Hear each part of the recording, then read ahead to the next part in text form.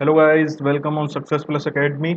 तो जैसा कि आप सभी को पता है कि अपना चल रहा है क्वेश्चन सीरीज सिविल इंजीनियरिंग का, और अपना सब्जेक्ट चल रहा है अभी इंजीनियरिंग हाइड्रोलॉजी। देखिए, जो आज का अपना टॉपिक है वो है रन ऑफ एंड फ्लड। तो सबसे पहली जो बात है वो तो आपको ये पता होनी चाहिए कि रन ऑफ और फ्लड में डिफरेंस क्या है, ये अलग कैसे हैं, क्या है।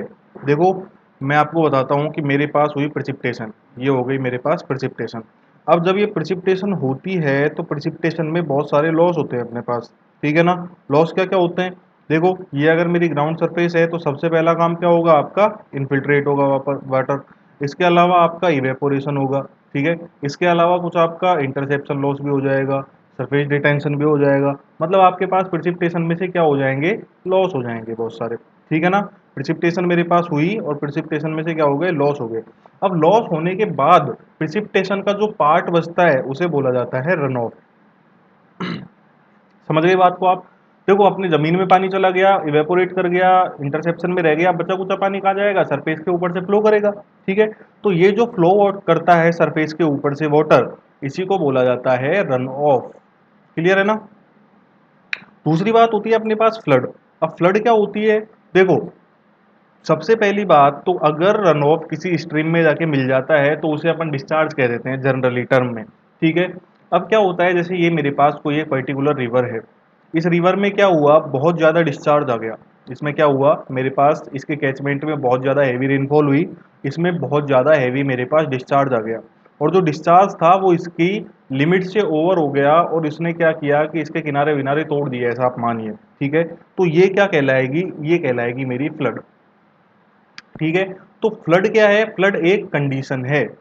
फ्लड क्या है मेरे पास? फ्लड एक कंडीशन है जो कि किस में होती है? किसी रिवर में या स्ट्रीम में होती है, ठीक है। रन ऑफ क्या है? रन ऑफ है मेरे पास प्रिसिपिटेशन का एक पार्ट, ठीक है। प्रिसिपिटेशन हुई, प्रिसिपिटेशन में से मेरे पास बहुत सारे लॉस हुए और बचा कुचा पार्ट किस में आ गया? मेरा रन ऑफ में आ गया। क्लियर है? देखो, ये चीज पता होनी चाहिए आपको, अगर आप कल को इंटरव्यू में भी बैठते हो तो आपको ये चीजें पता होनी चाहिए, ठीक है। चलते हैं अपन अपना स्टार्ट करते हैं मामला। पहला जो क्वेश्चन है अपना, देखिए क्या कह रहा है अपने को। Run off can be describe as part of hydrological cycle that. देखो, सबसे पहली बात, अभी अपन ने देखा था ये चीज कि जो रन ऑफ होता है वो हाइड्रोलॉजिकल साइकिल का कौन सा पार्ट है? वही पार्ट है ना जो सरफेस के ऊपर से बहता है, ठीक है। या इसको अपन बोल सकते हैं flow over land as surface water, ठीक है। तो ऑप्शन डी आपका क्या हो जाएगा? करेक्ट हो जाएगा, ठीक है। देखो, ऑप्शन ए में बोला हुआ था एब्जॉर्ब इन वाटर, गलत है। डिस्क्रेबट गलत, इवेपोरेट, सारे के सारे गलत है। आपका ऑप्शन नंबर डी सही है, ठीक है। नेक्स्ट क्वेश्चन देखते हैं, क्वेश्चन नंबर आपका कौन सा? 2 नंबर। ये क्या कह रहा है आपसे?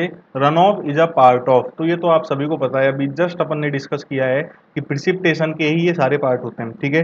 जब मेरे पास प्रिसिपिटेशन होगी तो उसका कोई पार्ट इन्फिल्ट्रेट करेगा, थोड़ा सा पार्ट उसका इवेपोरेट करेगा, थोड़ा सा पार्ट उसका इंटरसेप्शन में जाएगा, और बाकी पार्ट अपना कहाँ आएगा? रन ऑफ में आएगा, ठीक है। तो जो रन ऑफ है वो किसका पार्ट है? एक तरीके से प्रिसिपिटेशन का पार्ट है, ठीक है। बचे जो अपने इवेपोरेशन है, इन्फिल्ट्रेशन है, वो सारे के सारे भी किसके पार्ट होते हैं? प्रिसिपिटेशन के ही पार्ट होते हैं। क्लियर है ना। चलते हैं अपना आगे। आगे का क्वेश्चन देखिए क्या कह रहा है आपसे। What is the what is the unit, अच्छा, M K S unit of run off. अब ये तो सिंपल सी बात है, रन ऑफ क्या है? एक तरीके से डिस्चार्ज ही है ना मेरे पास। रन ऑफ क्या है मेरे पास? एक तरीके से डिस्चार्ज ही है, ठीक है। और डिस्चार्ज की यूनिट क्या होती है मेरे पास? मीटर क्यूब बाय सेकंड होती है, ठीक है। ये किस में है? एम के एस में है ना। M K S means metre kelvin second, ठीक है। क्लियर। ये देखिए, अपन ने यहाँ पे रन ऑफ को लिया है वॉल्यूम की टर्म में, ठीक है। अगर रन ऑफ को मैं डेप्थ की टर्म में लेता हूँ तो मेरे पास यूनिट होगी उसकी मीटर, ठीक है। क्लियर है ना। अगर मैं रन ऑफ की डेप्थ को उसके एरिया से मल्टीप्लाई कर देता हूँ कैचमेंट का से, तो मेरे पास आ जाती है वॉल्यूम। ध्यान रखना, ये फॉर्मूला आगे एक आध क्वेश्चन करने में काम आएगा अपने, ठीक है। अगर आपके पास रन ऑफ की डेप्थ दी हुई है और आपको कैचमेंट का एरिया दिया हुआ है तो आप टोटल वॉल्यूम निकाल सकते हो रन ऑफ की, ठीक है। चलते हैं आगे, स्टार्टिंग करते हैं क्वेश्चन नंबर 4 की। क्या बोल रहा है देखिए, रन ऑफ इंक्रीज विद। अब आपको अलग अलग केसेस दे रखे हैं, ठीक है, A B C D, D तो कुछ है नहीं। देखो समझते हैं इसको। सबसे पहली बात, रन ऑफ क्या होता है? ये मेरे पास ग्राउंड सरफेस है, इसमें से कुछ पानी इन्फिल्ट्रेट करेगा, इवेपोरेट करेगा, ठीक है, बचा कुचा पानी आपका रन ऑफ में बहेगा। अब जो मेन पार्ट होता है वो होता है इन्फिल्ट्रेशन का। इवेपोरेशन तो बहुत कम होता है, ठीक है ना। जितना कम पानी मेरे पास इन्फिल्ट्रेट करेगा ग्राउंड में, उतना ही ज्यादा मेरा क्या होगा, रन ऑफ होगा, ठीक है। अब देखो पहली कंडीशन देखो, आप पहला पॉइंट देखो, इसमें क्या दे रखा है, run of increase with increase in infiltration capacity. अब ये तो चीज सही नहीं है, क्योंकि जब इन्फिल्ट्रेशन कैपेसिटी आपकी बढ़ेगी तो आपका रन ऑफ क्या हो जाएगा, डाउन हो जाएगा, ठीक है, क्योंकि ज्यादा पानी अंदर चला जाएगा ना, क्लियर है। ज्यादा पानी अंदर जाएगा, दैट मीन्स ऊपर से कम बहेगा, रन ऑफ क्या हो जाएगा आपका, डिक्रीज हो जाएगा। ऑप्शन बी देखें, increase in permeability of soil. Permeability क्या होती है, मैंने आपको बताया था कि सॉइल का एक प्रॉपर्टी होती है, ठीक है, सॉइल की प्रॉपर्टी होती है जिसकी वजह से वाटर क्या करता है, सॉइल में फ्लो करता है, क्लियर। अब अगर परमेबिलिटी सॉइल की ज्यादा है, इसका मतलब फ्लो आसानी से हो सकता है सॉइल में, आसानी से हो रहा है, दैट मीन्स ज्यादा फ्लो क्या करेगा, सॉइल के अंदर से जाएगा, मतलब इन्फिल्ट्रेशन जो है मेरा वो क्या कर जाएगा, इस केस में बढ़ जाएगा आपके पास, ठीक है। अगर मेरे पास इन्फिल्ट्रेशन बढ़ा तो रन ऑफ क्या हो जाएगा, मेरे पास रन ऑफ क्या हो जाएगा, कम हो जाएगा, ठीक है। तो ऑप्शन बी भी मेरा क्या है, गलत है। ऑप्शन सी देखें, increase in intensity of rain. अगर मेरे पास प्रिसिपिटेशन बढ़ती है यहाँ से, ठीक है, तो ऑब्वियस सी बात है, रन ऑफ क्या हो जाएगा, मेरे पास बढ़ जाएगा। आपने खुद ने देखा होगा, धीरे धीरे बरसात होती है, कम पानी बहता है नाली में से, तेज तेज बरसात होती है, आपकी नाली में से पानी क्या होता है, बहुत जोर से बहता है, ठीक है ना। तो ऑप्शन सी क्या हो जाएगा मेरा, करेक्ट हो जाएगा, क्लियर। आगे चलते हैं, क्वेश्चन नंबर अपना नेक्स्ट, क्वेश्चन नंबर 5। देखिए पढ़िए क्या बोल रहा है, pick the factor which does not affect run off. अब जो रन ऑफ होता है उसको काफी सारे फैक्टर अफेक्ट करते हैं, ठीक है। एक होते हैं मेरे पास क्लाइमेटिक फैक्टर, ठीक है, दूसरे होते हैं मेरे पास फिजियोग्राफिक फैक्टर, ठीक है। एक तो वहाँ का क्लाइमेट कैसा है, मौसम कैसा है, वो भी रन ऑफ को इफेक्ट करता है, उसमें भी अपन 5-7 फैक्टर अलग अलग पढ़ते हैं, ठीक है।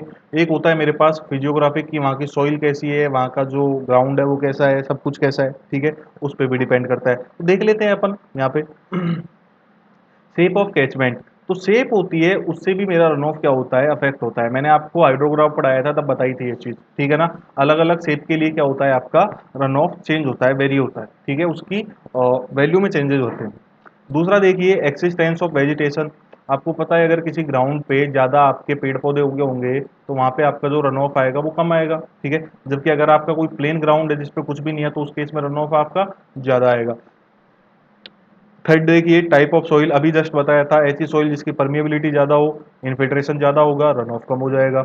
अगर मेरे पास परमिएबिलिटी कम है, इन्फिल्ट्रेशन कम होगा, ठीक है, रन ऑफ, अरे उल्टा बोल दिया क्या मैंने, देखो, अगर मेरे पास सॉइल की परमिएबिलिटी ज़्यादा है, ठीक है, दैट मीन्स इन्फिल्ट्रेशन ज़्यादा होगा, रन ऑफ आपका कम हो जाएगा, ठीक है। अगर मेरे पास परमिएबिलिटी कम है, दैट मीन्स इन्फिल्ट्रेशन कम होगा, रन ऑफ आपका ज़्यादा होगा, ठीक है। तो run of type of soil पे भी डिपेंड कर रहा है ना, कि सॉइल कैसी है मेरी, क्लियर है ना। तो मेरे पास जो रन ऑफ है वो इन तीनों चीज़ों से अफेक्ट होता है, जबकि एक्जिस्टेंस ऑफ बिल्डिंग का यहाँ पे कोई रोल नहीं है, बिल्डिंग बनी है नहीं बनी उससे हमें कोई मतलब नहीं है, क्लियर है ना। आगे चलिए, क्वेश्चन नंबर आपका 6। क्वेश्चन नंबर 6 आपसे क्या कह रहा है, देखिए, the time required by rain water to reach outlet of drainage is generally called. देखो इसको समझ लो, ये मेरे पास क्या है, ऐसा मानो ये मेरे पास एक कैचमेंट है, ठीक है, इस कैचमेंट का यहाँ पे क्या बना हुआ है, आउटलेट बना हुआ है, ठीक है। ये मैंने माना कि ये मेरे पास इस कैचमेंट के आउटलेट से मोस्ट एक्सट्रीम पॉइंट है, मतलब सबसे ज्यादा दूरी वाला पॉइंट है। तो इस मोस्ट एक्सट्रीम पॉइंट से वाटर जब पहुंच के आउटलेट तक पहुंच जाता है, तो वाटर जितनी ये टाइम लगाता है, जितना टाइम इस मोस्ट एक्सट्रीम पॉइंट से आउटलेट तक पहुंचने में लगाता है, इसे बोला जाता है टाइम ऑफ कंसंट्रेशन, ठीक है। तो यहाँ पे यही चीज आपसे पूछी हुई है, क्लियर है, तो इसे बोला जाएगा टाइम ऑफ कंसंट्रेशन, क्लियर। देखो कहीं से भी ले लो आप, अगर इस पॉइंट से लोगे वो भी आपका आउटलेट तक पहुंचा, वो भी टाइम ऑफ कंसंट्रेशन है। यहाँ से इस पॉइंट से भी आउटलेट तक पहुंचा, वो भी टाइम ऑफ कंसंट्रेशन है। बट जो इसकी डेफिनेशन है वो आपकी मोस्ट क्या बोलते हैं, एक्सट्रीम पॉइंट की भी आप पे दी जाती है, क्लियर है ना। आगे चलते हैं, क्वेश्चन नंबर 7 आपका देखो, अच्छा क्वेश्चन है, एफसीआई में पूछा हुआ है। देखिए क्या है, आपको दो लिस्ट दी हुई है, आपको बताना है कि इनमें से कौन सा ऑप्शन मिसमैच कर रहा है, मतलब सही नहीं है आपस में।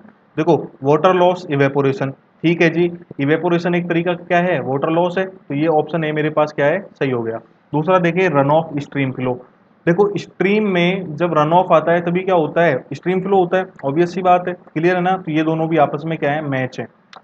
नेक्स्ट देखें, परकोलेशन, सॉइल इरोजन, इनका कोई सेंस नहीं है। सॉइल इरोजन क्या होता है, मेरे पास ये ग्राउंड सरफेस है, यहाँ की जो सॉइल है वो पानी की वजह से या एयर की वजह से क्या हो गई, बह गई, ठीक है, तो उसे क्या बोला जाता है, सॉइल का इरोजन बोला जाता है। ठीक है, ये तो हो गई इरोजन की बात। जबकि मेरे पास परकोलेशन क्या होता है, मैंने आपको बताया था कि ये मेरे पास अगर ग्राउंड सरफेस है, इसमें वाटर इन्फिल्ट्रेट कर गया अंदर, तो इस सॉइल में से जो वाटर का डाउनवर्ड मूवमेंट होता है अंडर ग्रेविटी, उसे क्या बोलते हैं अपन, परकोलेशन बोलते हैं। पिछली वीडियो में मैंने इन सारी की सारी चीज़ों का आपको डिफरेंस समझाया था, जिसमें परकोलेशन, सीपेज और इन्फिल्ट्रेशन था। इन तीनों के बीच के डिफरेंस को मैंने बताया था। क्लियर है ना? तो देखो, परकोलेशन क्या है आपके पास, सॉइल के अंदर वाटर का फ्लो, जबकि इरोजन क्या है, सॉइल की टॉप लेयर का अपनी जगह से हटना। ठीक है, तो इन दोनों में तो कोई भी रिलेशन नहीं है, तो आपका सी ऑप्शन जो है वो क्या हो जाएगा, यहाँ पे गलत हो जाएगा। आपसे नोट के बारे में ही पूछा है, ठीक है ना? तो 7 का आंसर क्या हो गया आपके पास, सी हो गया। क्लियर? आगे चलें। देखो, ये क्वेश्चन है एक आपकी क्या बोलते हैं, न्यूमेरिकल क्वेश्चन है, अच्छा क्वेश्चन है, और ये पूछा है एसएससी 2019 में प्री में। देखो, क्वेश्चन पढ़ते हैं, क्या है आपके पास, रेनफॉल ऑफ इंटेंसिटी 20 पर hour occurred over a watershed of area 1 square kilometre for a duration of 6 our.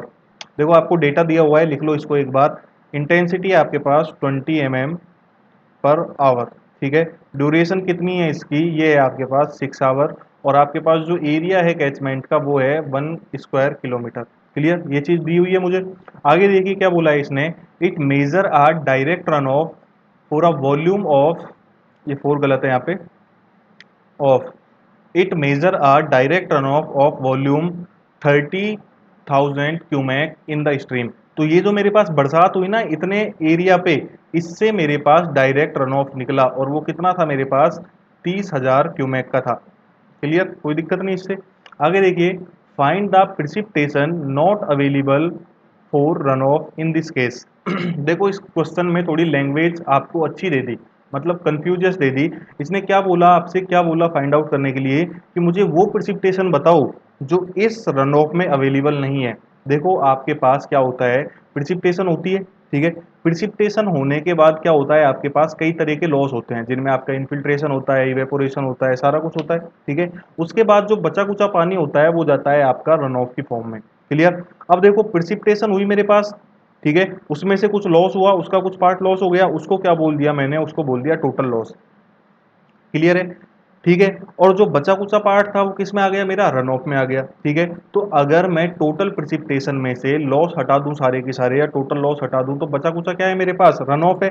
अब आपके पास क्या है, रन ऑफ आपको दे रखा है, ठीक है। प्रिसिपिटेशन टोटल में मेजर कर लूंगा। आपको ये बताना है कि कौन सा प्रिसिपिटेशन का पार्ट रन ऑफ में अवेलेबल नहीं है, मतलब आपको क्या निकालना है, यहाँ पे लॉस निकालना है। क्लियर है? समझ गए क्या बताने चाह रहा है क्वेश्चन आपको? ठीक है, देखो करते हैं। अरे शिट यार, डेटा भी इरेज हो गया। चलो वापस लिख लेते हैं एक बार डेटा। आपके पास इंटेंसिटी कितनी थी, 20 पर आवर, ठीक है। ड्यूरेशन कितनी थी स्टॉर्म की, 6 आवर। एरिया कितना था आपके पास, 1 स्क्वायर किलोमीटर, ठीक है।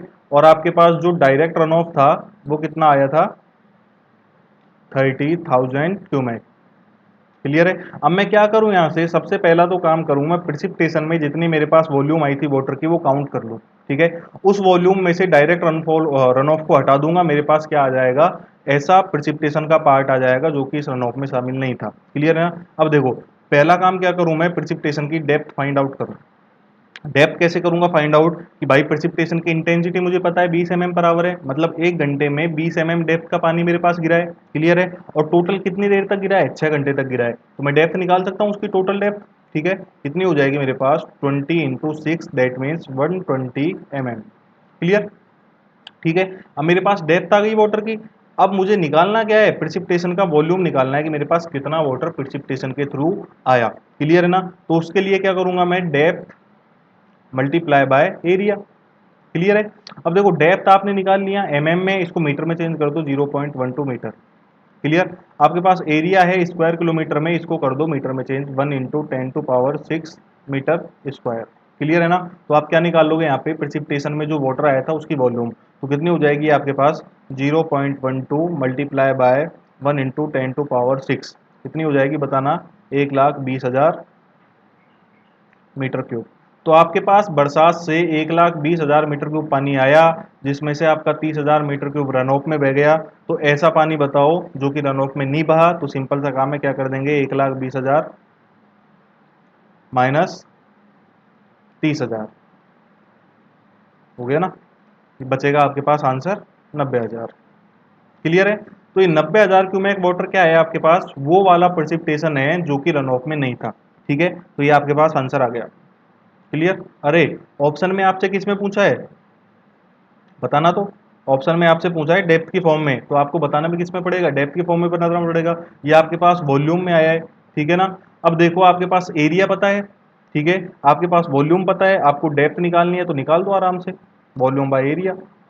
एरिया कितना है आपके पास, 1 × 10⁶। इसको करोगे आपके पास 9 सेंटीमीटर आंसर आ जाएगा। क्लियर है ना, कोई दिक्कत नहीं है। आगे चलते हैं। अब देख लो तुम, इतना अच्छा लेवल का न्यूमेरिकल, लेवल तो खैर इसका बड़ा नहीं बोल सकते, लेकिन ये न्यूमेरिकल एसएससी जेई के प्री में पूछा हुआ है। ठीक है, तो अब वो समय खत्म हो गया है जब तुम ये सोच के जाओ कि आपसे फैक्ट बेस्ड क्वेश्चन पूछ लिए जाएंगे, सारा की सारा थ्योरेटिकल पार्ट आ जाएगा। ठीक है, अब वो सही नहीं बचा है, क्योंकि देखो एसएससी में छोरे बैठने लग गए अब 10-10 लाख। ठीक है, पहले बैठते थे 2 लाख 2.5 लाख इतने। तो पेपर का लेवल जो उन्होंने टफ कर दिया है बहुत ज़्यादा, क्वेश्चंस का और सब्जेक्ट का जो वेटेज है वो भी चेंज हो गया है। ठीक है ना, तो आपको तैयारी अब उसी हिसाब से करनी पड़ेगी, और उसका एकमात्र अच्छा तरीका होता है कि आप पहले प्रीवियस ईयर के क्वेश्चन देखो। ठीक है, तो वही अपन यहाँ पे कर रहे हैं भला काम। आगे चलते हैं, क्वेश्चन नंबर नेक्स्ट आपका 9 नंबर क्वेश्चन आपसे क्या कह रहा है, deacon formula for determining maximum flood is. देखो 3 बार पूछ लिया ये अलग अलग एग्जाम में। ठीक है, तो अपने पास जो मैक्सिमम फ्लड होती है उसको डिटरमाइन करने के बहुत सारे फॉर्मूला हैं, कम से कम 10 फॉर्मूलाज हैं, 10 तरीके हैं, 10 मेथड हैं। ठीक है ना, उसमें से आपके पास एम्पिरिकल मेथड होते हैं, उसमें कई तरीके के फॉर्मूलाज हैं, अलग अलग साइंटिस्ट ने अलग अलग एरिया के भी आप पे फॉर्मूलाज दिए थे। ठीक है, उनमें आपके पास है एक डिकन फार्मूला, और जो डिकन फार्मूला होता है वो होता है आपके पास Q P is equal to C into A की पावर 3/4। ठीक है ना, यहाँ पे क्यू पी होता है आपके पास पीक फ्लड या मैक्सिमम फ्लड, सी होता है मेरे पास यहाँ पे डिकन कांस्टेंट। क्लियर? ए होता है मेरे पास यहाँ पे एरिया, जिसकी वैल्यू आप लेते हैं हमेशा किलोमीटर स्क्वायर। क्लियर? ठीक है ना। अब देखिए यहाँ पे ये जो सी है ये क्या है, मेरे पास एक कांस्टेंट है। अब आप सभी को पता है कि हमारा जो इंडिया है, अगर मैं इसको इंडिया मानूं, हालांकि ये इंडिया जैसा कहीं से भी लग नहीं रहा है, बट इसको मान लो आप इंडिया। ठीक है ना, तो यहाँ पे जो क्लाइमेटिक कंडीशन है, सॉइल के टाइप है, वो हर जगह पे अलग अलग है। ठीक है, तो ये जो मैक्सिमम फ्लड का फॉर्मूलाज दिए हुए हैं ये एक पर्टिकुलर एरिया के लिए दिए हुए हैं। ठीक है ना, क्योंकि अगर मैंने नॉर्दर्न इंडिया के लिए एक फॉर्मूला दिया, एम्पिरिकल फॉर्मूला दिया, तो नॉर्दर्न इंडिया का जो फॉर्मूला है वो साउदर्न इंडिया में नहीं लगेगा, क्योंकि नॉर्दर्न इंडिया में जो सॉइल है वैसी सॉइल साउथ इंडिया में नहीं है। ठीक है ना, यहाँ पे जितनी रेनफॉल होती है नॉर्थ इंडिया में उतनी साउथ इंडिया में नहीं होती, हो सकता है कम होती हो सकता है ज़्यादा होती हो। ठीक है ना, तो जो फॉर्मूलाज है मैक्सिमम फ्लड के वो एरिया वाइज दिए हुए हैं सारे के सारे। ठीक है, इसी तरीके से आपके पास जो डिकन फॉर्मूला है ये आपका नॉर्दर्न इंडिया के लिए है। ठीक है, ये आपका नॉर्दर्न इंडिया के लिए है। क्लियर? इसके अलावा इसको आप सेंट्रल इंडिया, इसके अलावा आप इसको central India and western Ghat, western Ghat areas में भी यूज ले सकते हो। ठीक है, वेस्टर्न घाट अपने जो इधर वाली सीमा है ना इंडिया की, समुद्र से लगती है मुंबई गोवा वाली, उधर एक माउंटेन रेंज है जिसको वेस्टर्न घाट बोलते हैं। ठीक है, और एक इधर है उसको बोलते हैं अपन ईस्टर्न घाट। क्लियर है ना, ध्यान रखना इसको। तो डिगन फॉर्मूला कहाँ कहाँ यूज किया जाता है, पहली बात तो नॉर्दर्न इंडिया में, सेंट्रल इंडिया में और वेस्टर्न घाट पे। ठीक है, फॉर्मूला क्या है आपके पास, ये फॉर्मूला होता है सी, जो होता है आपके पास डिगन कांस्टेंट होता है, जिसकी वैल्यूज नॉर्थ इंडिया के लिए होती है 11.4, सेंट्रल के लिए मेरी याद नहीं है अभी, बाद में बताऊंगा। ठीक है, बहुत सारी वैल्यूज होती हैं इसकी। क्लियर है ना, वो आपको पीडीएफ मिल जाएगी इसकी, आप देख लेना उसमें। ठीक है ना, क्योंकि आपके पास फ्लड के कम से कम 15 फॉर्मूलाज हैं, उसी तरीके से रन ऑफ के आपके पास कम से कम 15 फॉर्मूलाज हैं, तो डेटा भूल जाते हैं। क्लियर है ना। देखो ये क्वेश्चन 9th में आपसे क्या पूछा गया था कि फॉर्मूला क्या होता है, तो आपके पास ऑप्शन है करेक्ट। अगली बात, क्वेश्चन नंबर 10 में क्या बोला गया है आपसे, calculate the maximum flood discharge in northern India by Dickens formula, value of coefficient C is. तो आपसे डिकन फॉर्मूला कहाँ यूज करवा गया है, नॉर्थ इंडिया में यूज करवाया है, और उस केस में आपके पास जो सी की वैल्यू होती है अभी मैंने बताई थी कितनी है, 11.4 है। क्लियर? तो आंसर हो जाएगा आपका ऑप्शन नंबर बी।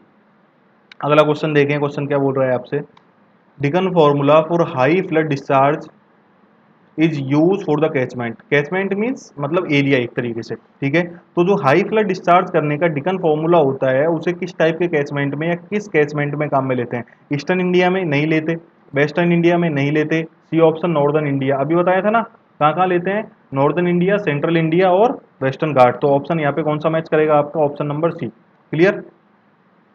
एक बात और, यहाँ पे आपको मैंने वेस्टर्न घाट बताया था, वेस्टर्न इंडिया नहीं बताया था, क्योंकि वेस्टर्न घाट जो है वो एक माउंटेन की रेंज है, उसी रेंज में काम में लेते हैं, पूरे वेस्टर्न एरिया में काम में नहीं लेते। क्लियर है ना, तो याद रखना इस चीज को। आगे चलें, क्वेश्चन नंबर 12वां देखें क्या बोल रहा है। Estimate the peak discharge for a catchment measuring 180 square kilometre is done using Dickens formula with a coefficient of C is equal to 16। The peak flood discharge in cumec would be. तो आपसे क्या बोला है यहाँ पे कि भैया आपको पीक डिस्चार्ज एस्टिमेट करना है, फाइंड आउट करना है, और जो कैचमेंट है मेरे पास उसको मेजर किया गया, उसका एरिया है आपके पास कितना, 180 किलोमीटर स्क्वायर। ठीक है। आगे देखिए, यूजिंग डिकन फॉर्मूला, तो आपको डिकन फॉर्मूला यूज करना है। कोफिशिएंट जो है सी इज इक्वल टू 16 उसने क्वेश्चन में दे रखा है, तो आपको यहाँ पे क्यूपी की वैल्यू निकालनी है। सिंपल सा काम है। अब देखो सी की वैल्यू 16 दे रखी है उसने, क्यूपी क्या हो जाएगा मेरा, अभी देखा था ना फॉर्मूला, सी इंटू ए की पावर 3/4। सी की वैल्यू पता, ए की वैल्यू पता, तो वैल्यू पुट करो, आंसर निकालो।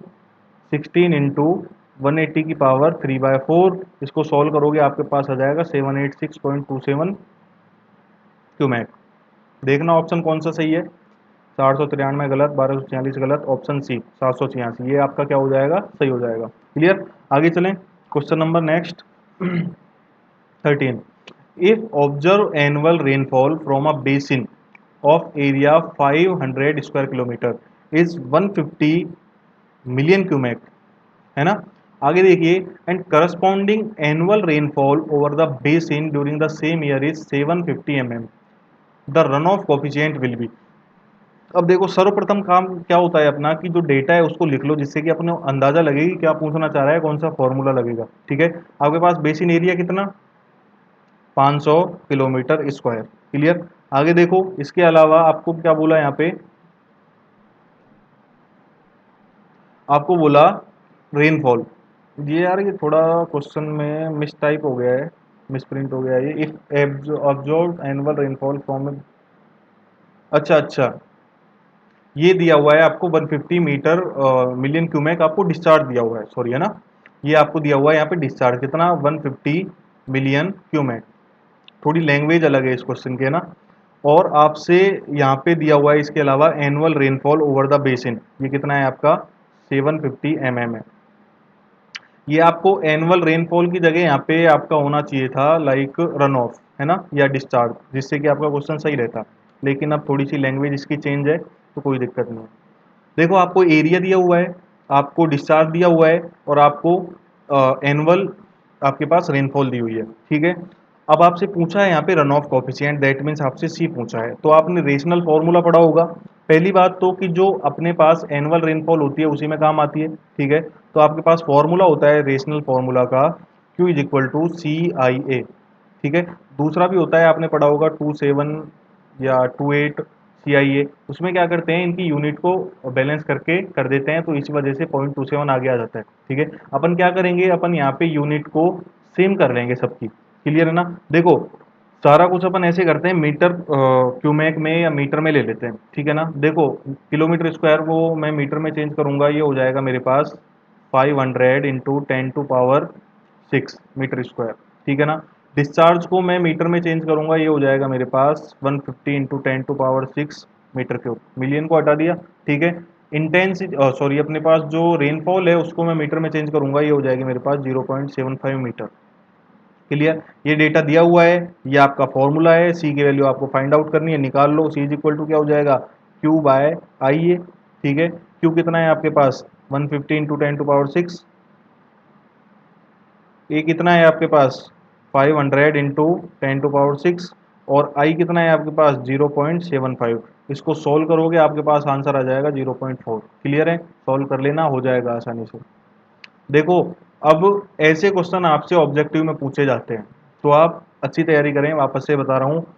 न्यूमेरिकल, छोटे छोटे न्यूमेरिकल्स लगाना सीखें। ठीक है ना। आगे चलते हैं, क्वेश्चन नंबर 14 देखिए आपका। The formula for flood discharge are mostly in the form of, अभी आपने देखो डिकन फॉर्मूला पढ़ा, इसके अलावा राइव होता है, इसके अलावा आपके इंग्लिश फार्मूला होता है, डिसूजा फार्मूला होता है। सारे के सारे जो फार्मूलाज होते हैं ना वो इस टाइप के होते हैं, जैसे अपने पास Q is equal to C into A की पावर, किसी ने 3/4 रख दी, किसी ने 2/3 रख दी, किसी ने 5/7 रख दी। ठीक है, मैं उसके लिए कांस्टेंट ले लेता हूँ, मैंने बोल दिया एन, वेरिएबल बोल लो आप इसको। ठीक है, यहाँ पे अलग अलग फॉर्मूलाज में क्या होती है, इस एन की वैल्यू चेंज हो जाती है। जैसे मेरे पास क्या बोलते हैं, डिगन फॉर्मूला क्या है, Q is equal to C into A की पावर 3/4। ठीक है, अगर मैं राइव लिखूँ तो क्या हो जाएगा, सी इंटू ए की पावर 2/3। ठीक है, अगर मैं फैनिंग लिखूँ तो क्या हो जाएगा, Q is equal to C into A की पावर 5/6। ठीक है, तो आपके पास जो एक तरीके से फॉर्म है फॉर्मूलाज की, जो कॉमन फॉर्म है वो किस टाइप की है, Q is equal to C into A की पावर एन, इसी टाइप की है ना, एन की वैल्यू आपके पास बदल रही है। ठीक है, तो आपका आंसर क्या हो जाएगा आपके पास, Q is equal to C into A की पावर एन। क्लियर, इस फॉर्म में आपके पास फॉर्मूलाज होते हैं। ठीक, आगे देखिए question number 15। For Western Ghat the relation between run off R and rainfall P given by Inglis and D'Souza formula is. देखो, इंग्लिश और डिसूजा फॉर्मूला जो है वो दो जगह के लिए है। पहला है आपका घाट एरियाज के लिए, पहला है आपका घाट एरियाज के लिए, और घाट एरियाज के लिए जो उसने फॉर्मूला दिया था वो दिया था 0.85 पी माइनस 30.5।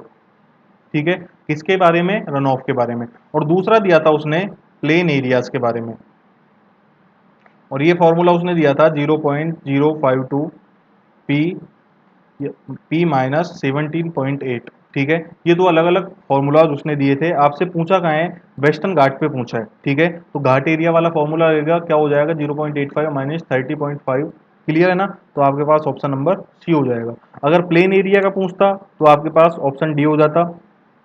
वेस्टर्न घाट के अलावा ईस्टर्न घाट का पूछ लेता, ठीक है, तो भी आपके पास ऑप्शन सी रहता, क्योंकि जो इंडिया का घाट एरिया है उसमें दो आते हैं आपके पास घाट, एक आता है वेस्टर्न घाट और एक आता है ईस्टर्न घाट। ठीक है ना, किसी का पूछे आपका फॉर्मूला सी रहता। ठीक है ना, याद रखना, इसीलिए थोड़ी सी ज्योग्राफी यहाँ पे काम आती है फ्लड वाले पार्ट में आपके।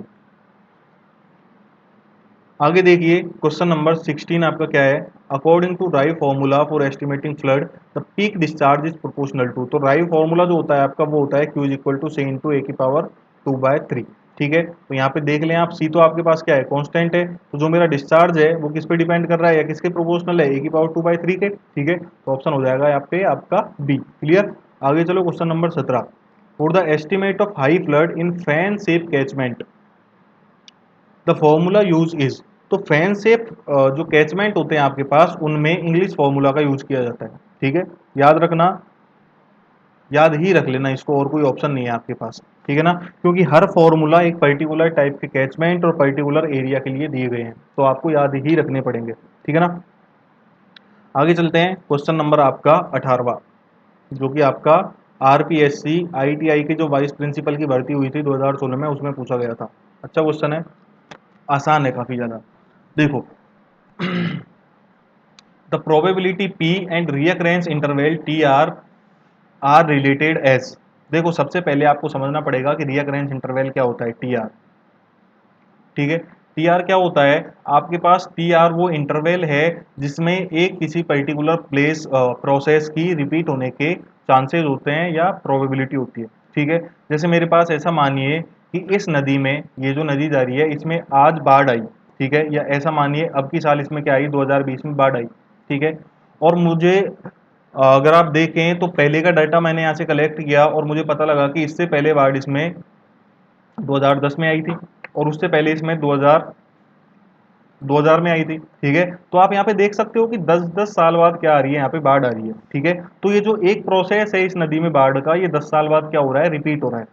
ठीक है, तो इस रिपीटेटिव टाइम को, जिसमें कि एक प्रोसेस क्या हो रहा है आपका, रिपीट हो रहा है, इसे ही बोला जाता है रियकरेंस इंटरवल। ठीक है, क्लियर, तो अगर मैं इस पर्टिकुलर प्रोजेक्ट के लिए देखूं तो रियकरेंस इंटरवल कितना हो गया मेरे पास, 10 साल हो गया। क्लियर, समझ गए ना बात को। अब देखो, आपको रियकरेंस इंटरवल समझ में आ गया, रियकरेंस इंटरवल आपको समझ में आ गया। अगर किसी पर्टिकुलर प्रोजेक्ट का या पर्टिकुलर प्रोसेस का 10 साल रियकरेंस इंटरवल है, मतलब क्या है कि ये जो प्रोसेस है ये 10 साल में रिपीट होगा। ठीक है, मतलब 10 साल में अगर इसकी संभावना देखूं तो कितनी है, एक है। ठीक है, अगर इसकी 10 साल में प्रोबेबिलिटी देखी जाए तो वो एक है। अगर मैं एक साल में प्रोबेबिलिटी देखूं तो कितनी है, 1/10 है। क्लियर, तो प्रोबेबिलिटी क्या हो गई मेरे पास यहाँ पे, 1/t हो गई। समझ रहे हो ना, टी की वैल्यू को क्या कर दिया मैंने, 1/10 कर दिया। ठीक है, तो वो क्या बता दी मेरे पास, किसी एक पर्टिकुलर ईयर की प्रोबेबिलिटी बता दी। तो यहाँ पे प्रोबेबिलिटी और रियकरेंस जो अपने पास इंटरवल होता है उसका क्या रिलेशन होता है, P is equal to 1/TR। Clear है ना। ये फ्लड के लिए भी यही होता है, रन ऑफ के लिए भी यही होता है, आपके पास अगर प्रिसिपिटेशन की कैलकुलेशन हो रही है तो वहां भी यही होता है। ठीक है, ये रिलेशन सब जगह सेम ही सेम होता है। आगे देखिए क्वेश्चन नंबर 19 क्या कहता है आपका, हो गया ना क्वेश्चन 18 आपका, डी ऑप्शन आ गया। आगे देखिए 19 क्वेश्चन क्या कह रहा है आपसे, the probability that R T year flood occur in any year. देखो इस तरीके से लिखते हैं ना, टी ईयर फ्लड, या आपके पास लिखा हुआ हो 10 या 10 ईयर फ्लड, तो इस तरीके से रिप्रेजेंट किया जाता है इसके रियकरेंस इंटरवल को। जैसे यहाँ पे लिख दिया ना 10 ईयर फ्लड, इसका मतलब ये है कि ये जो फ्लड है इसका रियकरेंस इंटरवल कितना है आपके पास, 10 ईयर है। ऐसे अगर आपके पास लिखा होता 25 ईयर फ्लड, तो इसका मतलब हो जाता कि यहाँ पे जो फ्लड है उसका रियकरेंस इंटरवल कितना है आपका, 25 ईयर है। क्लियर, यहाँ पे लिखा हुआ है आपका टी ईयर फ्लड, इसका मतलब ये जो फ्लड है इसका रियकरेंस इंटरवल कितना, टी ईयर। क्लियर है, प्रोबेबिलिटी पूछा है, रियकरेंस इंटरवल आपको पता है, तो कितना हो जाएगा, 1/T हो जाएगा। क्लियर है ना, आंसर हो जाएगा आपके पास ए। आगे चलें, क्वेश्चन नंबर 20वां। अच्छा क्वेश्चन है, काफी अच्छा क्वेश्चन है, देखिए इसको। Probability of 10 year flood to occur at least once in 4 year is. देखो ये जो क्वेश्चन है, हालांकि ये बहुत अच्छा क्वेश्चन है, ऐसे क्वेश्चन ईएससी गेट में पूछे जाते हैं, पर मध्य प्रदेश में ऐसी की भर्ती में इसको पूछ लिया गया। चलो कर लेते हैं इसको भी। देखो आपके पास दी हुई है 10 ईयर फ्लड, मतलब जो आपके पास फ्लड है उसका रियकरेंस इंटरवल कितना है यहाँ पे, T is equal to 10 year. Clear, आपसे पूछा है कि इस 10 साल की फ्लड का एट लीस्ट 4 साल में आने का क्या चांस है, क्या प्रोबेबिलिटी है। ठीक है, तो देखिए एक फॉर्मूला होता है, ठीक है, जिसके हिसाब से क्या करते हैं अपन, किसी एक पर्टिकुलर फ्लड का एन ईयर में एटलीस्ट एक बार आने का चांस देखते हैं। ठीक है, तो वो होता है आपके पास 1 - Q⁴ n। ठीक है, यहाँ पे जो n होता है ये होता है कि कितने साल में आपको चाहिए। ठीक है, तो यहाँ पे आपके पास दिया हुआ है 4 साल। ठीक है, तो n की वैल्यू हो गई मेरे पास 4 ईयर। क्लियर, q जो होता है मेरे पास ये होती है प्रोबेबिलिटी ऑफ नॉन अक्रेंस। ठीक है, और q जो होती है मेरे पास इसका फॉर्मूला होता है 1/p। देखो इसको उल्टा समझ लो आप चाहे तो, यहां से आपने क्या निकाल लिया, इसका रियकरेंस इंटरवल निकाल लिया। ठीक है, रियकरेंस इंटरवल निकाल लिया तो आप क्या निकाल सकते हो, उसकी प्रोबेबिलिटी ऑफ अक्रेंस निकाल सकते हो। प्रोबेबिलिटी ऑफ अक्रेंस निकाल सकते हो, कितनी होती है, p इज इक्वल टू 1/10। ठीक है, यह जाएगा आपके पास 0.1। क्लियर है, तो देखो अगर इसकी प्रोबेबिलिटी ऑफ अक्रेंस 0.1 है, ठीक है, तो अगर मैं इसकी प्रोबेबिलिटी ऑफ नॉन अक्रेंस चाहूं तो क्या कर दूंगा, इसको एक में से घटा दूंगा। तो प्रोबेबिलिटी ऑफ नॉन अक्रेंस क्या होती है मेरे पास, q is equal to 1/p। ठीक है ना, तो q यहाँ से कितना आ जाएगा, 1 - 0.1 दैट इज 0.9। तो q की वैल्यू आपको मिल गई 0.9। क्लियर है ना, यहाँ पे आपके पास n की वैल्यू पता है तो आप निकाल सकते हो, इसका आंसर निकल जाएगा ना, 1 - Q⁴n है ना फॉर्मूला अपना, तो 1 - Q की वैल्यू रखो 0.9, n की वैल्यू रखो 4, तो आपके पास आंसर आ जाएगा। यहाँ पे जितना भी आएगा इसको कैलकुलेट कर लेना। ठीक है, ये जो आपको मैंने बताया है ये फॉर्मूला होता है, बाकायदा 4-5 फॉर्मूले दिए हुए हैं आपको, जब मैं फ्लड पढ़ाऊंगा 1-2 दिन में तब आपको समझा दूंगा सारे के सारे। ठीक है ना, आपके पास कल या परसों में वीडियो आ जाएगी रन ऑफ और फ्लड की, हाइड्रोलॉजी वाले सेक्शन में अपने में। ठीक है, चलते हैं आगे, क्वेश्चन नंबर आपका जो नेक्स्ट है, द स्टैंडर्ड फ्लड इज, या sorry standard project flood is. अगला क्वेश्चन भी साथ ही देख लेना, दो प्रोबेबल मैक्सिमम फ्लड इज। तो आपसे यहाँ पे दो तरह के फ्लड के बारे में पूछा गया है, एक तो है आपके पास स्टैंडर्ड प्रोजेक्ट फ्लड और दूसरा है आपके पास प्रोबेबल मैक्सिमम फ्लड। समझो देखो दोनों को क्या होती है, तसल्ली से समझना। मैंने क्या है एक पर्टिकुलर एरिया मान लिया, ये मेरे पास क्या है, एक एरिया है। ठीक है, या एरिया भी मत मानो आप, आपने क्या किया, एक पर्टिकुलर टाइम माना। ठीक है, उस टाइम में क्या हुआ आपके पास, कि आपके पास मोस्ट सीवियर या वर्स्ट बोल सकते हैं आप, सबसे खराब आपके पास मेट्रियोलॉजिकल क्या आ गई, एक टाइम था जब आपके पास सबसे ज़्यादा वर्स्ट मेट्रियोलॉजिकल कंडीशंस आ गई। ठीक है, मौसमी कंडीशन, मेट्रियोलॉजिकल कंडीशन मतलब मौसम की कंडीशन, आपके पास क्या हुआ, बहुत ज़्यादा गंदी तरीके से बरसात हो गई, बादल बादल फट गए, सब कुछ हो गया। ठीक है, तो ये अपने पास एक तरीके से वर्स्ट कंडीशन ही है ना, ये हो गई आपके पास। तो इस कंडीशन में जो मेरे पास फ्लड आती है इस कंडीशन में मेरे पास जो फ्लड आती है that is called standard project flood. समझ रहे हो बात को? क्लियर? लेकिन जो मेरे पास वर्स्ट मीटियोलॉजिकल कंडीशन आई थी, इसमें मैंने जो फ्लड को कंट्रोल करने के जो भी प्रोजेक्ट लगा रखे थे वो मेरे सही सलामत थे। समझ रहे हो बात को? जो मेरे पास डैम थे, जो मेरे पास बियर बैराज चेक डैम वगैरह सब कुछ था, वो मेरे सब सही सलामत है, वो कुछ भी नहीं टूटा फूटा। ठीक है ना? तो इस केस में जो आपके पास फ्लड आएगी वो बोली जाएगी स्टैंडर्ड प्रोजेक्ट फ्लड। दूसरा केस देखिए, आपके पास क्या हुआ, आपने एक केस लिया, एक टाइम लिया, उसमें आपके पास क्या आ गई, वर्स्ट मीटियोलॉजिकल कंडीशन आ गई जैसे कि अपन ने देखी थी। इसके साथ साथ आपके पास वर्स्ट हाइड्रोलिक कंडीशन भी आ गई। आपके पास क्या आया, वर्स्ट हाइड्रोलिक कंडीशन भी आ गई। वर्स्ट हाइड्रोलिक कंडीशन का मतलब जो आपकी हाइड्रोलिक स्ट्रक्चर थी, dam check barrage check dam वगैरह सारे के सारे टूट गए। ठीक है? मतलब पहले से ही आपके पास वर्स्ट मीटियोलॉजिकल कंडीशन थी, बहुत ज्यादा बारिश हो गई थी, बहुत ओवर बारिश हो गई थी। ठीक है? इसके साथ साथ बांध डैम वगैरह या जो भी आपने चेक डैम बना रखे थे वो भी टूट गए। ठीक है? तो इस कंडीशन में जो फ्लड आती है that is called probable maximum flood. समझ गए बात को मैं क्या समझाना चाह रहा हूं आपको? ठीक है ना? अब आप खुद एक बात मुझे बताएं यहाँ पे कि जो आपके पास पहला केस था जिसमें कि आपके पास स्टैंडर्ड प्रोजेक्ट फ्लड थी, ठीक है, इसमें क्या था कि इसमें आपके जो फ्लड कंट्रोल मेजर थे, जो आपके पास हाइड्रोलिक स्ट्रक्चर थी वो टूटी नहीं थी। ठीक है? तो ऑब्वियस सी बात है उनमें कुछ डिस्चार्ज स्टोर हो गया होगा, तो आपके पास जो फ्लड आई उसमें डिस्चार्ज कम था। ठीक है? लेकिन दूसरे केस में क्या हुआ, आपके पास प्रोबेबल मैक्सिमम फ्लड में क्या हुआ कि जो आपके पास डैम वगैरह थे वो भी टूट गए। ठीक है? तो वहां पे आपका डिस्चार्ज स्टोर नहीं हुआ। दैट मीन्स इस केस में जो मेरे पास फ्लड आई है वो आपकी क्या होगी, ज्यादा होगी। ठीक है? समझ रहे हो बात को इसको? अब देखो दोनों क्वेश्चन पढ़ो क्या बोल रहे हैं आपसे। पहला question, the standard project flood is derived from probable maximum precipitation in the region. गलत बात है। derived from the severe most meteorological condition anywhere in the country, ये सही बात है, क्योंकि किसको ले रहे हैं अपन, सीवियर मोस्ट मतलब सबसे गंदी मीटरोलॉजिकल कंडीशंस को ले रहे हैं। क्लियर? आगे देखिए क्वेश्चन नंबर 21, और भी देखो ऑप्शन आपको इसमें कंफ्यूजन हो तो, the flood with return period of 100 या 1000 ईयर, इसके बारे में अपन कुछ नहीं बोल सकते। Same as probable maximum flood, ये भी गलत है, क्योंकि प्रोबेबल मैक्सिमम फ्लड ज़्यादा होती है और स्टैंडर्ड प्रोजेक्टेड फ्लड आपकी कम होती है। नेक्स्ट क्वेश्चन देखें, क्वेश्चन नंबर 21, ये क्या बोल रहा है आपसे, the probable maximum flood is, ठीक है, less than standard project flood, गलत बात, more than standard project flood, सही बात। ठीक है ना? अभी देखा था ना। आगे चलते हैं, क्वेश्चन नंबर 22वां अपना क्या बोल रहा है, देखो इसको। ये बोल रहा है आपसे, for Madras catchment the flood is estimate by या from Q is equal to C into A की power 2/3 formula, this formula is known as. तो ये जो फॉर्मूला है अभी आपको थोड़ी देर पहले बताया था, इसे बोलते हैं राई फॉर्मूला। ठीक है? और राई फॉर्मूला आजकल तमिलनाडु एरिया के लिए यूज लिया जाता है। कहाँ यूज लिया जाता है, तमिलनाडु एरिया के लिए। इसके अलावा इसको कर्नाटक और आंध्र प्रदेश में भी यूज लेते हैं। ठीक है? तो तमिलनाडु एरिया जो है, पहले जब ये फॉर्मूला बनाया गया था तब ये आता था आपका मद्रास कैचमेंट में या मद्रास रेजिडेंसी में। मद्रास मीन्स चेन्नई। ठीक है ना? पहले ऐसे ही थे, पहले प्रेसिडेंसी थी, रेजिडेंसी थी आपके पास, प्रेसिडेंसी बोलते हैं जिनको। ठीक है ना? उसमें आता था। तो मद्रास कैचमेंट या मद्रास प्रेसिडेंसी के लिए कौन सा फॉर्मूला लगता है आपका, राय फॉर्मूला लगता है। आंसर हो जाएगा आपका बी। क्लियर? अगला देखिए question number 23, according to Fanning formula discharge Q is given by. तो फेनिंग फॉर्मूला मैं आपको बता दूं, ये होता है आपका सी इंटू ए की पावर 5/6। ऑप्शन देखना कौन सा सही है, ऑप्शन नंबर सी। क्लियर? देखो ये फॉर्मूला तो आपको याद ही करने पड़ेंगे, इनका कोई इलाज नहीं है।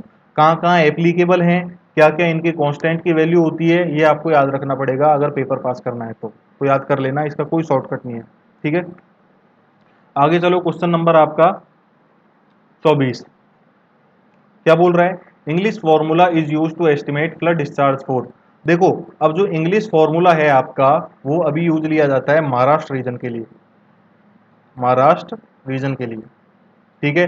वही बात, अभी जो महाराष्ट्र रीजन है वो उस समय पे कहाँ पे आता था, बॉम्बे प्रेसिडेंसी में आता था। ठीक है ना? क्लियर है? तो इसका आंसर हो जाएगा आपके पास बॉम्बे प्रेसिडेंसी। ठीक?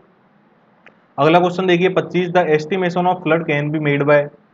तो अपन फ्लड को किस किस मेथड से एस्टिमेट कर सकते हैं, मेजर कर सकते हैं। देखो यहाँ पे, by physical indication of past flood कर सकते हैं, बेशक पुरानी फ्लड या पास्ट फ्लड की हेल्प से अपन सब कुछ मेजर कर सकते हैं। ठीक है।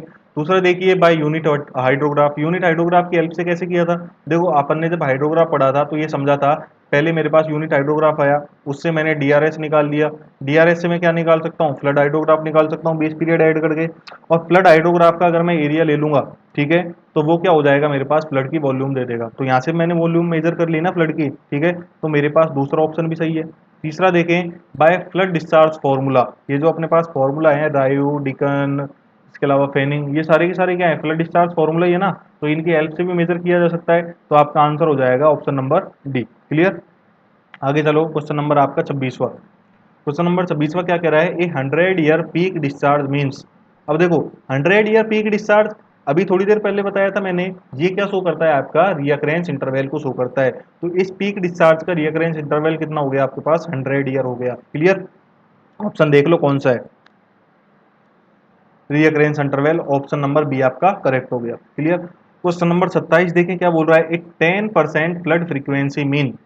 अब 10% फ्लड फ्रीक्वेंसी मतलब 100 में से 10% चांस है इस फ्लड के आने के। ठीक है। क्लियर। आपका ऑप्शन हो जाएगा यहाँ पे, flood has 10 out of 100 chance of being equalled और एक्सीड। क्लियर। तो क्लियर आपका, ये ठीक है। ये याद रखना इस तरीके से, ये बहुत सारे नोटेशंस हैं, बहुत ज़्यादा इंपॉर्टेंट है, इन पे छोटे छोटे क्वेश्चन बन जाते हैं। इन सारे नोटेशंस को और इन सारे के सारे जो आपके पास फ्लड फ्रीक्वेंसी है, पीक डिस्चार्ज है, मैक्सिमम डिस्चार्ज है, इनको सबको मैं आपको समझा दूंगा एक वीडियो बना के। ठीक है। आपकी जो हाइड्रोलॉजी वाली प्लेलिस्ट है वहाँ पे आपको एक दो दिन में वीडियो अपलोडेड मिल जाएगी, ठीक है, देख लेना वहाँ से। क्लियर। आगे चलते हैं, क्वेश्चन नंबर 28 आपका क्या बोल रहा है, देखें। Which of these formulas for computation of run off takes into account the temperature of catchment area. ये इंपॉर्टेंट क्वेश्चन है, ये आपका क्या है, क्वेश्चन इंपॉर्टेंट है। ठीक है। देखो, रन ऑफ को जो कंप्यूट करने के फॉर्मूलाज हैं उनमें एक फॉर्मूला ऐसा है जो टेम्परेचर को अकाउंट करता है। ठीक है। और वो फॉर्मूला है आपका खोसला फॉर्मूला। ध्यान रखना इस चीज को, खोसला फॉर्मूला जो है वो आपका टेम्परेचर को भी अकाउंट करता है, इसके लिए, रन ऑफ को मेजर करने के लिए। ठीक है, याद रखना, इंपॉर्टेंट क्वेश्चन है, पूछा जा सकता है। आगे देखें, question number 29, unit hydrograph method of flood estimation can be applied for. तो आपको मैंने पहले ही बताया था कि यूनिट हाइड्रोग्राफ मेथड या थ्योरी जो होती है वो 5000 स्क्वायर किलोमीटर एरिया के लिए ही काम करती है, या इससे कम एरिया के लिए ही काम करती है। और ये जो एरिया होता है ये आता है आपका स्मॉल या मीडियम साइज बेसिन में, स्मॉल या मीडियम साइज बेसिन में। तो इसका आंसर हो जाएगा आपके पास स्मॉल और मीडियम साइज बेसिन। क्लियर। ठीक है। तो ये हो गए आपके पास क्वेश्चन रन ऑफ और फ्लड के। इसके अलावा भी कुछ और क्वेश्चन है, लेकिन वो क्वेश्चन बहुत ज़्यादा कोई खास नहीं है, इन्हीं क्वेश्चंस को अलग अलग लैंग्वेज में चेंज करके रिपीट कर करके बना दिए गए हैं, आपको मिल जाएंगे खूब सारे। यहाँ पे जो आपके पास क्वेश्चन है वो यूनिक टाइप के क्वेश्चन है। ठीक है ना। लगभग सारा मैंने समेटने की कोशिश की है, इसमें से जितनी भी अपनी क्वेश्चन बैंक थी, गुप्ता एंड गुप्ता, कुर्मी, आर्यगुर, इसके अलावा मेरे पास सारी अवेलेबल हैं। उन सारी के क्वेश्चंस, इसके अलावा प्रीवियस ईयर के क्वेश्चन, इसमें सारे के सारे कंबाइंड हैं। तो ये पढ़ लो, आपके लिए मोर देन सफिशियंट है। इसके अलावा रन ऑफ और अपनी फ्लड वाली वीडियो, थ्योरेटिकल वीडियो आपको मिल जाएगी, वहाँ से पढ़ लेना, आपका कॉन्सेप्ट क्लियर हो जाएंगे। ठीक है। Thank you. इसकी सॉफ्ट कॉपी जल्दी ही आपके टेलीग्राम चैनल पे मिल जाएगी आपको, वहाँ से आप रिवाइज कर लेना इसको। ठीक है ना। कोई प्रॉब्लम हो तो टेलीग्राम चैनल जो है अपना, वहाँ पे डिस्कस कर लें। ठीक है। तो चलिए, धन्यवाद। आगे से देखो, ये अपने पास खत्म हो चुका है, नेक्स्ट या कल से अपन चालू करेंगे इरिगेशन। ठीक है ना। तब तक के लिए धन्यवाद। Having a good day.